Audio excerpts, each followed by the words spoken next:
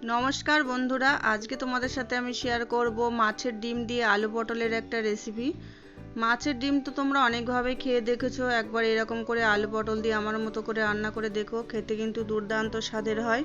तो तोमरा भिडियोटी प्रथम थेके शेष पर्यन्त देखते थाको, आशा करछि सबार एई रेसिपिटी अनेक अनेक भालो लागबे। तो चलो शुरू करछि रेसिपिटी, देखते थाको। এখানে আমি কয়েকটা আলু আর পটলকে কেটে নিয়েছি, এরকম গোটা গোটা করে কেটে ভালো করে ধুয়ে রেখেছি।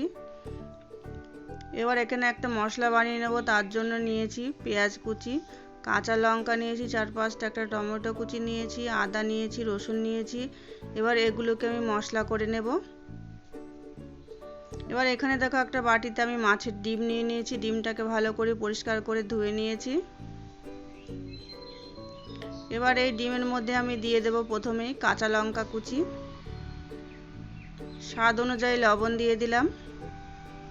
দিয়ে দিলাম অল্প পরিমাণে হলুদ গুঁড়ো, 1 চামচ মতো পোস্ত দিয়ে দিচ্ছি।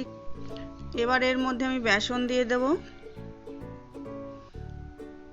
3 চামচ মতো বেসন এখানে আমি ব্যবহার করছি, খুব একটা বেশি আমি দেব না, 3 চামচই যথেষ্ট। এবার সব কিছুকে ডিমের সাথে ভালো করে মেখে নেব। ভালো করে ডিমটাকে মেখে নিয়েছি, ডিমটা কিন্তু একদম রেডি হয়ে গেছে। এবার রান্নাটা শুরু করব। প্রথমে গ্যাস জ্বেলে ফ্রাইং প্যানে তেল গরম বসিয়ে দিয়েছি, রান্নাটা আমি সরষের তেলে করব। সরষের তেল দিয়ে দিয়েছি, তেলটাকে ভালো করে গরম করে নিয়ে এবার চামচে করে যে মাছের ডিমটা রেডি করে রেখেছিলাম সেটা দিয়ে দিচ্ছি অল্প অল্প করে। প্রথমে কতগুলো দিয়ে দিলাম বড়াগুলো ভেজে নেওয়ার জন্য। এবার এই বড়াগুলোকে উল্টে পাল্টে লাল লাল করে একটু ভেজে নেব।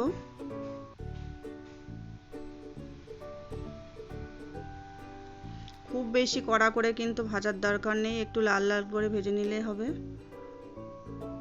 দেখতেই পাচ্ছ লাল লাল কালার চলে এসেছে বড়াগুলোতে, হয়ে গেছে আমার বড়াগুলো। এবার আমি তুলে নেব।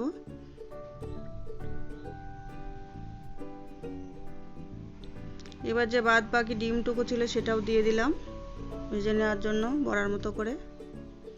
এগুলোকে উল্টে পাল্টে একইভাবে লাল লাল করে ভেজে নেব। এই বড়াগুলো ভাজা হয়ে গেছে, এবার আমি তুলে নিচ্ছি। এবার ফ্রাইং প্যানে আরও আমি একটু তেল দিয়ে দিয়েছি, তেলটাকে ভালো করে গরম করে নিয়েছি। এবার যে আলু কেটে রেখেছিলাম সেই আলুগুলোকে দিয়ে দেব। আলুগুলোকে ভেজে নেওয়ার জন্য একটু লবণ দিয়ে দিলাম, একটু হলুদ গুঁড়ো দিয়ে দিলাম। এবার আলুগুলোকে একটু ভেজে নেব। প্রথমে আলুগুলোকে একটু ভেজে নিয়েছি, এবার যে পটলগুলো কেটে রেখেছিলাম পটলগুলো দিয়ে দিচ্ছি। এবার আলু পটল একসাথে ভালো করে লাল লাল করে ভেজে নেব। তোমরা চাইলে কিন্তু আলু আর পটল আলাদা আলাদা করে ভেজে নিতে পারো, আমি একসাথে ভেজে নিলাম। দেখো আলু পটল ভেজে নেওয়া হয়ে গেছে, এবার তুলে রেখে দেবো এক সাইডে। এবার ফ্রাইং প্যানে আরও একটু তেল দিয়ে দিয়েছি, তেলটাকে গরম করে জিরে ফোড়নে দিয়ে দিলাম, তেজপাতা শুকনো লঙ্কাও দিয়ে দিলাম, ফোড়নটাকে একটু ভেজে নেব। এবার যে মশলাটা আমি পেস্ট করে রেখেছিলাম সেটা দিয়ে দিলাম, আদা, কাঁচা লঙ্কা, টমেটো, রসুন, পেঁয়াজ। এবার এর মধ্যে কিছু গুঁড়ো মশলা অ্যাড করব। প্রথমে দিয়ে দিলাম জিরে গুঁড়ো 1/2 চামচ, ধনে গুঁড়ো 1/2 চামচ, 1 চামচ দিয়ে দিলাম কাশ্মীরি লঙ্কার গুঁড়ো কালারের জন্য, হলুদ গুঁড়ো দিয়ে দিলাম লবণ, সামান্য পরিমাণে চিনি দিয়ে দেব। এবার সব কিছু মশলার সাথে ভালো করে মশলাটাকে কষিয়ে নেব। মশলাটাকে কিন্তু ভালো করে কষাতে হবে, নাহলে মশলাটার একটা কাঁচা গন্ধ আছে, সে কাঁচা গন্ধ করবে। তো দেখতেই পাচ্ছ মশলা থেকে তেল ছেড়ে এসেছে, মশলাটা আমার কষানো হয়ে গেছে, কত সুন্দর একটা কালারও চলে এসেছে। এবার যে আলু পটলটা ভেজে তুলে রেখেছিলাম সেটা মশলার মধ্যে আমি দিয়ে দেব। মশলার সাথে আলু পটলটাকে ভালো করে কষিয়ে নেব।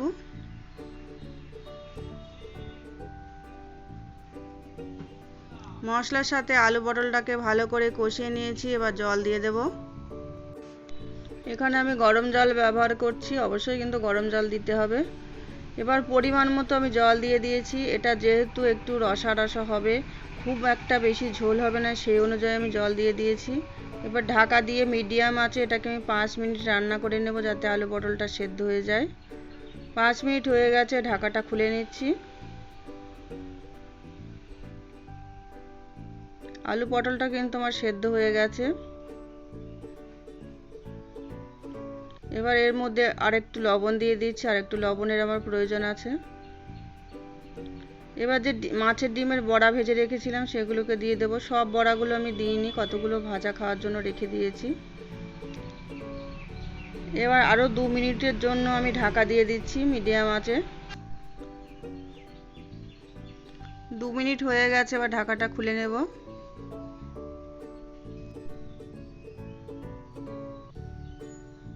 এবার এর মধ্যে 2টো চেরা কাঁচা লঙ্কা দিয়ে দিলাম ফ্লেভারের জন্য।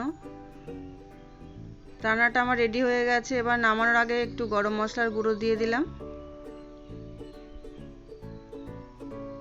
এবার সার্ভ করে দিচ্ছি। রান্নাটা আমার হয়ে গেছে, সার্ভ করে দিয়েছি। তো দেখতেই পেলে কত সহজে রান্না হয়ে গেল আলু পটল দিয়ে মাছের ডিমের রসা।